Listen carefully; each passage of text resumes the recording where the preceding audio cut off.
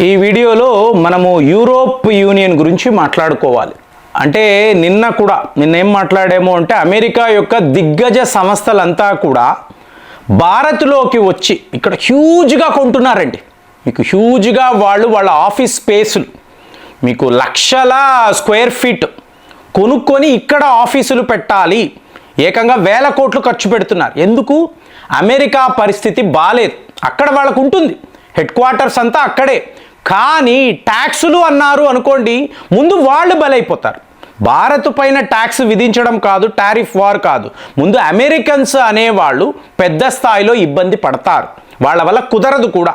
కానీ ఇప్పుడు చూడండి, యూరోప్ యూనియన్కి సంబంధించిన నాయకురాలు ఊర్జులా మేడం, సో ఈవిడ మోదీ గారికి ఫోన్ చేశారు.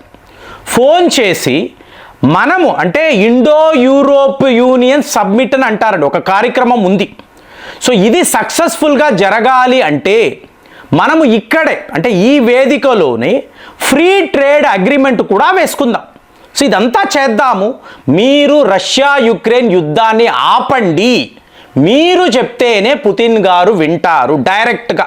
అంటే ఈ ప్రపంచము సుఖశాంతులతో ఉండాలి అంటే మీరు యుద్ధాన్ని ఆపాలి, మీరు మాత్రమే ఈ పని చెయ్యగలరు. ఎందుకంటే చూశారు కదా ఎస్సీఓ సబ్మిట్ అప్పుడు వీళ్ళు ఎంత క్లోజ్గా ఉన్నారు, ఏకంగా ఒకే కారులో వీళ్ళు ప్రయాణించడము, పెద్ద పెద్ద నిర్ణయాలు తీసుకోవడము. సో ఇదంతా చూసినప్పుడు పుతిన్ గారు మోదీ గారు అంటే ఇష్టపడతారు.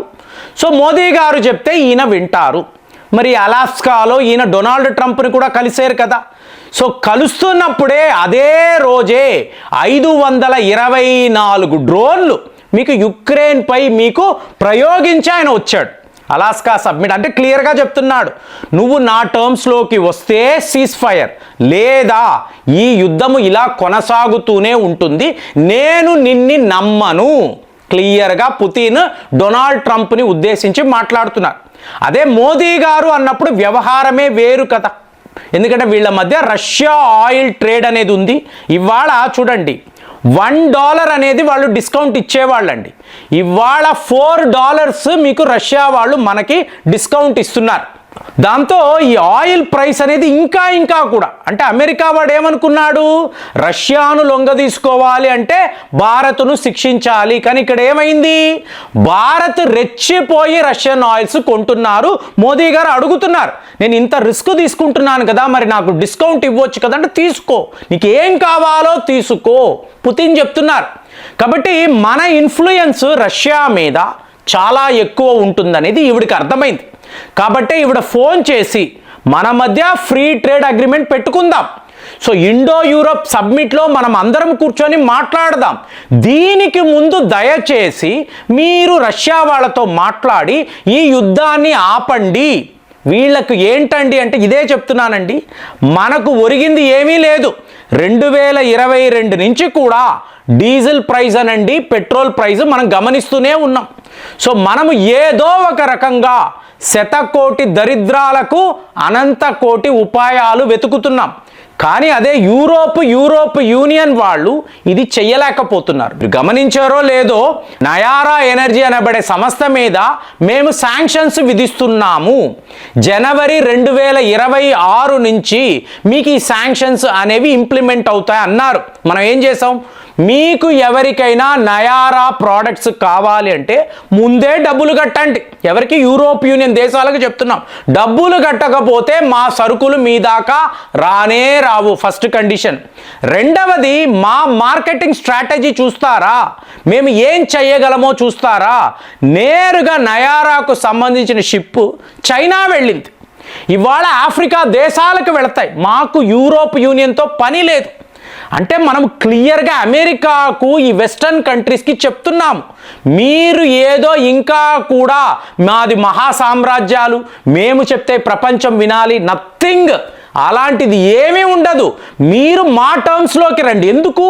మేము న్యాయబద్ధమైన యుద్ధము చేస్తున్నాం. ట్రంప్ యొక్క పాపము పాకిస్తాన్ ఫ్రెండ్షిప్, దానిని తెలుసుకోకుండా భారత్ లాంటి ఇంత పెద్ద దేశం, పుతిన్ అదే అంటున్నారు, వాళ్ళ చరిత్ర చూడండి, వాళ్ళ పోరాటాలు, వాళ్ళ యుద్ధాలు చూడండి. సో వాళ్ళు మీ టర్మ్స్లోకి రారు. ఆ నాయకులు బలహీనమైన వాళ్ళు కారు, మీ మీద తిరగబడతారు. ఇది తెలుసుకోకుండా నువ్వు నీ ఫారిన్ పాలసీని ఫ్రేమ్ చేసావు అంటే నువ్వే నష్టపోతావు. అలా వీళ్ళతో మాట్లాడకూడదు. క్లియర్గా ఎస్సీఓలో మీకు చైనాలో కూర్చొని పుతిన్ గారు అమెరికాకు ఇచ్చిన వార్నింగ్. సో అలాంటిది యూరోప్ యూనియన్ వాళ్ళు వీళ్ళు ఎంత అండి?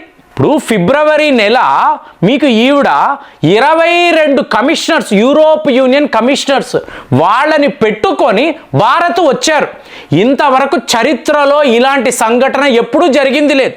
ఇంతమంది ఇన్ని దేశాల నాయకులు ఇక్కడికి వచ్చి జైశంకర్ గారిని, మోదీ గారిని కలిసి మన మధ్య ఫ్రీ ట్రేడ్ అగ్రిమెంట్ వేసుకుందాము అని అన్నారు. మనము కూడా ఓకే అన్నాం. అక్కడ వరకు నువ్వు కరెక్ట్గా ఉన్నావు. ఇప్పుడు మొన్న జర్మనీ యొక్క ఫారిన్ మినిస్టర్ వచ్చారండి, జైశంకర్ గారు క్లియర్గా ఇదే చెప్తున్నారు. నువ్వు ఇంకా డొనాల్డ్ ట్రంప్ ముందు కూర్చొని మాట్లాడాలి అనుకుంటే ఒట్టి వేస్ట్ అయిపోయింది. అతని బుర్ర పాడైపోయింది. అతను తన ఫ్యామిలీ గురించి మాత్రమే ఆలోచిస్తున్నాడు. మరి అతనితో కూర్చొని మీరు మీ దేశం మంచి అనేది ఆలోచిస్తే మీరే నష్టపోతారు. భారత్లో మాట్లాడాలి అనుకుంటున్నారా? మీరు ఏంటి, మీ దేశం ఏంటి, మీ వ్యాపారం ఏంటి?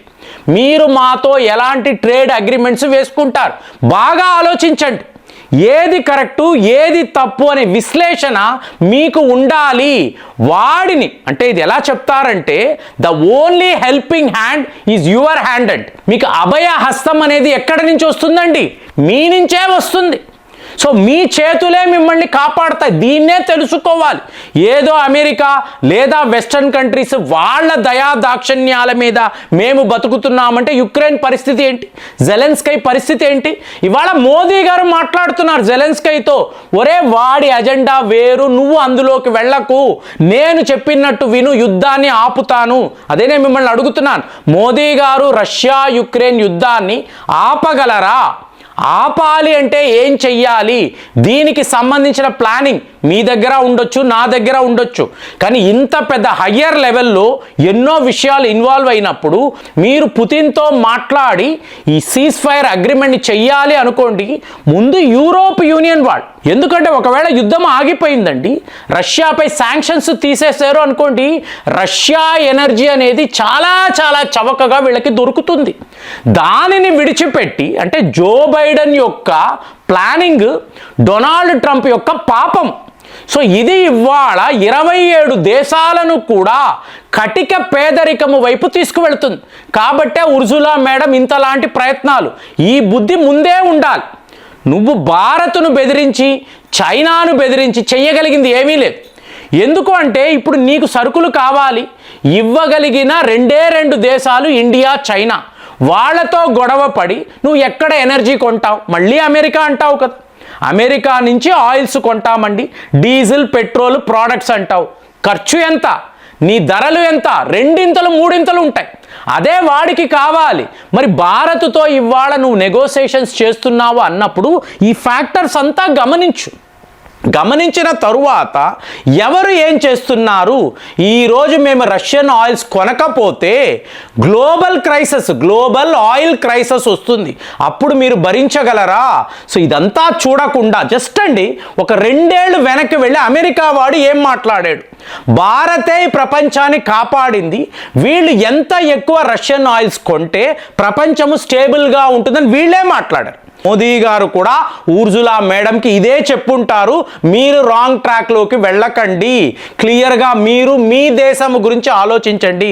ఒకవేళ మీరు కూడా కరప్ట్ అనుకోండి, మీ ఆలోచన విధానం కూడా ఇలాగే ఉంటుంది. మీకు సరైన మైండ్ సెట్ లేదు అనుకోండి, పిచ్చిగా ఆలోచిస్తారు కదా. సో ఆ విషయం నుంచే ఉర్జులా మేడం బయటపడిందా? అందుకే ఈవిడ మోదీ గారికి ఫోన్ కాల్ చేసిందా? మీకేమనిపిస్తుంది? కామెంట్స్లో రాయండి. మళ్ళీ వచ్చే వీడియోలో కలుద్దాం. జై హింద్.